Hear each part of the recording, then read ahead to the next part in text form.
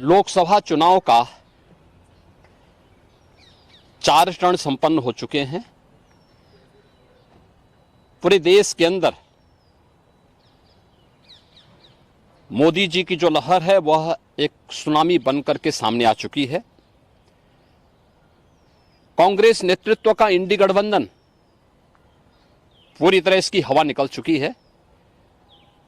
इनकी नकारात्मक राजनीति को जनता ने पूरी तरह खारिज किया है। मुझे आश्चर्य होता है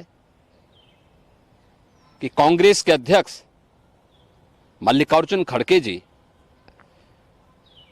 उनको सच बोलने की आदत डालनी चाहिए। यूपी में तो कांग्रेस का वैसे भी सफाया है, बुनी नहीं खुलने वाली इनकी। और कांग्रेस हो या समाजवादी पार्टी, जिन लोगों ने हमेशा बंटवारे की राजनीति की हो, कांग्रेस का तो इतिहास है, देश को पहले बांटा, फिर जाति मत और मजहब के आधार पर पूरे देश को बांटा, क्षेत्र और भाषा के आधार पर बांटा। आज फिर उसी प्रकार की विभाजन की राजनीति ये लोग करके देश की पुण्य क्षति करना चाहते हैं। भारत का जागरूक मतदाता 2014 में कांग्रेस से पिंड छुड़ा चुका है। अब कांग्रेस कभी पुनः देश के अंदर सत्ता में नहीं आ सकती है। दूसरा, झूठ बोल करके गुमराह करने की जो राजनीति करते हैं। बाबा साहब भीमराव अंबेडकर का सर्वाधिक अपमान कांग्रेस ने किया। समाजवादी पार्टी की भी जब प्रदेश में सरकार थी, इन्होंने बाबा साहब भीमराव अंबेडकर और उन सामाजिक न्याय के पुरोधाओं का कितना बड़ा अपमान किया था। क्या ये सच नहीं? 2012 में समाजवादी पार्टी के अध्यक्ष, उस समय प्रदेश के मुख्यमंत्री बनी रहे थे, इन्होंने कहा था कि यहां पे जितने भी दलित महापुरुषों के स्मारक बने हुए हैं, इन सबको तोड़ करके यहां पर हम लोग कोई दूसरी चीज बनाएंगे। ऐसे ही बाबा साहब भीमराव अंबेडकर के नाम पर बना हुआ कन्नौज का मेडिकल कॉलेज का नामकरण इन्होंने हटा दिया था। मान्यवर कांसी राम जी के नाम पर बना हुआ मेडिकल कॉलेज का नाम इन्होंने बदल दिया था। लखनऊ में भाषा विश्वविद्यालय का नामकरण इन्होंने बदल दिया था। इनका इतिहास तो पहले से ही, इन दोनों का इतिहास भारत के संविधान के खिलाफ आचरण करने, भारत को जाति के नाम पर बंटवारा करने और विभाजन की खाई को इतना बांटो कि बांटो और राज करो का जो कांग्रेस का सिद्धांत रहा है, आज इंडी गठबंधन उसी का अनुसरण कर रहा है। दूसरा, देश की आस्था के साथ भी इसी आधार पर ये लोग खिलवाड़ करते हैं। यही खड़गे जी है ना, जिन्होंने भगवान राम और भगवान शिव को ही लड़ाने का प्रयास किया था। यानी जब जातीय लड़ाई ये लोग नहीं करा पाए और जातीय संघर्ष के आधार पर वर्ग संघर्ष की स्थिति पैदा करने में विफल रहे, तो इन लोगों ने भगवान राम और भगवान शिव के बीच में ही लड़ाई करवाने का प्रयास किया था। ये तो इनकी क्षुद्र मानसिकता है जो इस तरीके से भारत की आस्था के साथ खिलवाड़ कर रहे हैं। ये नया भारत है। आज प्रधानमंत्री मोदी जी के नेतृत्व में पूरा भारत सम्मान, सुरक्षा और सुशासन के जिस नए माहौल में आया है, वह आत्मनिर्भरता और विकसित भारत की संकल्पना को आगे बढ़ा रहा है।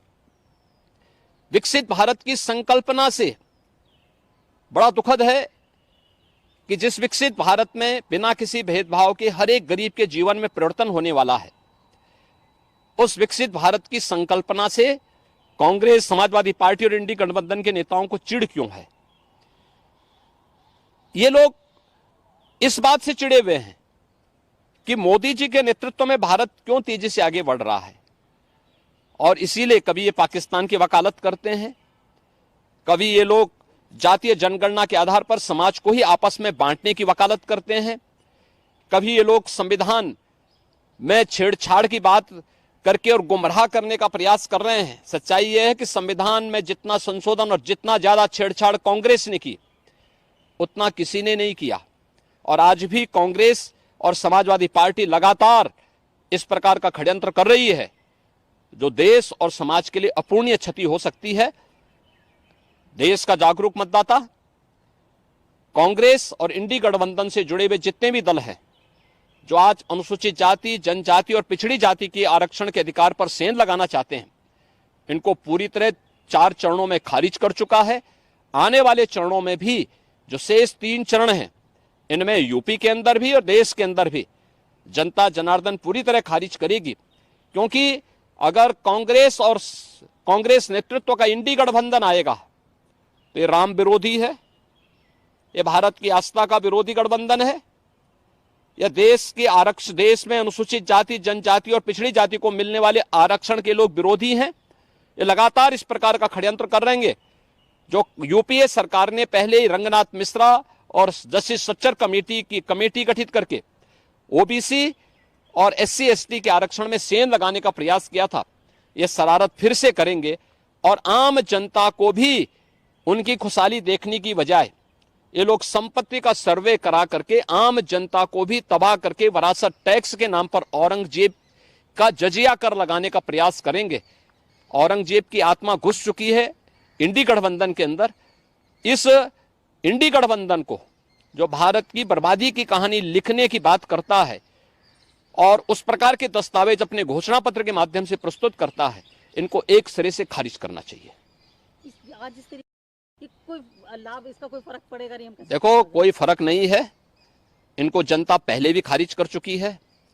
उत्तर प्रदेश में कांग्रेस हो या समाजवादी पार्टी, 2014, 2017, 2019, 2022 इन सभी चुनाव में मोदी जी के नेतृत्व में जनता जनार्दन ने मोदी जी को अपना पूरा समर्थन दिया, अपना आशीर्वाद दिया।